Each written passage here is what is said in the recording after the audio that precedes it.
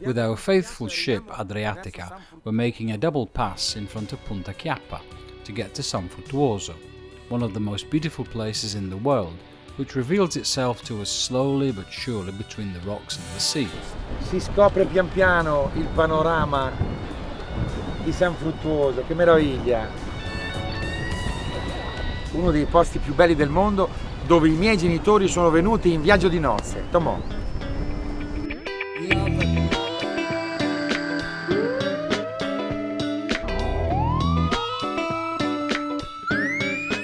For all boatmen, it's important to understand that the string of buoys here in the sea mark out the entrance channel for all seacraft.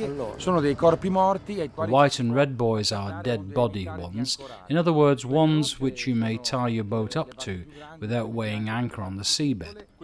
The red buoys are for the bigger boats of up to 24 meters in length, and the white ones for smaller craft.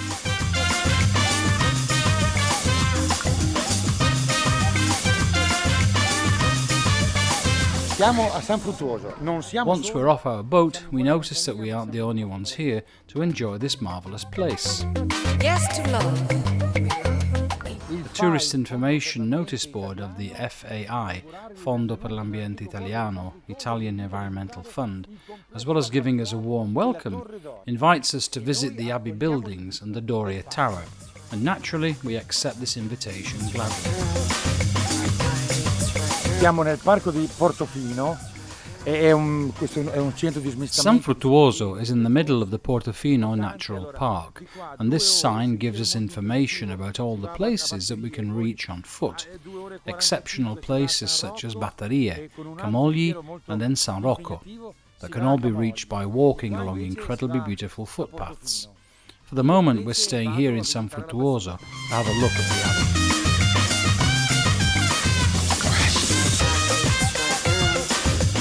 Giustamente all'inizio del percorso c'è anche il territorio, l'agricoltura, la gastronomia, quindi pasta di olive e pesto alla genovese. Olio, erba luigia, un liquore classico del nostro comprensorio. At the beginning of our walk we can't resist having a look at the characteristic products of the local territory and agriculture. Olive pâté, Genoese pesto, Ligurian herbs used to make a special liqueur, biscuits and marmalade from the inland area. Quindi l'acqua dolce, l'acqua, la vita, qui nasce il primo nucleo del complesso monumentale di San Fruttuoso. E questa è la prima tappa, lo shop.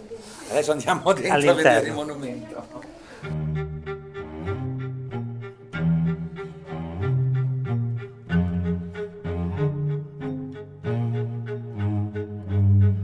Allora Alessandro, la leggenda vuole che... Now we're inside the abbey. Legend has it that the martyr of Fruttuoso, who became a martyr in Spain, while he was being transported by his disciples, they had a vision of him in their dreams, supplicating them to bury his ashes in this place. E gli indicò un luogo dove seppellire le proprie ceneri.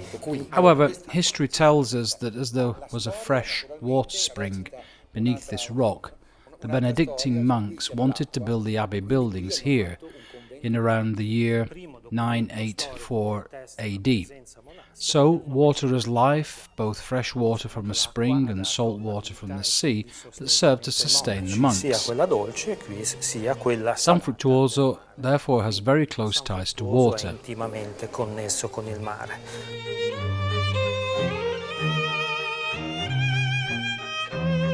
Nel 1467, morto l'ultimo abate regolare, la The last regular abbot from the abbey died in 1467, and the Benedictine community then decided to abandon San Fruttuoso. 1500 riceve il giuspatronato dal Papa. The following story is tied in with the name of Andrea Doria, who received patronage in the middle of the 1500s, or rather the right to maintain and conserve the altar and the abbey on behalf of Pope Giulio III. Tombe monumentali nella tipica bicromia del gotico ligure, esatto. E qui in basso questa è ingentilita da... Andrea Doria left the mark of passage of his lineage. We can in fact see the monumental family tomb constructed according to the typical duotone of Ligurian Gothic and several precious tiles carefully worked in marble. E allora a San Fruttuoso arriveranno i coloni cioè i pescatori che vivranno all'interno dell'abbazia fino ai giorni nostri. However, Andrea Doria never managed to bring the monks back to the Abbey of San Fruttuoso, and it has been inhabited right up to the present time by settlers, such as the fishermen, who have lived in all of the Abbey buildings and the hamlet area here. Finally, this complex was donated in 1983 by the heirs of the Doria family to the FAI, Fondo Ambiente Italiano, the Italian Environmental Fund. And after a ponderous and refined restoration process, this patrimony of art and Ligurian culture was handed back to humanity. È proprio il colore della pietra. Where it was possible, the original walls were preserved, which were built out of limestone that took on different coloration over the years. In this case it is red, depending on the quality of light during the day, and also by the salt that covers the walls. Some information for tourists. Further illumination into the history of the Abbey and its restoration can be had every Sunday at 1 o'clock throughout the summer months. Alessandro, oggi c'è relativamente poca gente qua sulla spiaggia. In effetti sì, non è una di Alessandro tells us that today isn't really one of those chaotic days jam-packed with tourists. What is the ratio of tourists who come here for a swim and those who come to visit the Abbey? At least 20 to 1, he answers with a touch of sarcasm. And with this he gives out an open invitation to not only visit San Fruttuoso for its sea and beach, but also to listen to the sounds of its silence and to see the beauty of the Abbey buildings, not to mention also to enjoy the fresh air and weather here. L'aria che respiravano i monaci. Ma perché poi si gode, non è mica una cosa, quindi io non mi sento paternalista a dire vuoi fare il bagnetto? Prima vai a vedere l'abbazia, come la mamma di una volta. Assolutamente, si può fare anche dopo per prendere un po' di... It's a bit like saying first have a swim and then go and have a look at the Abbey. Turista.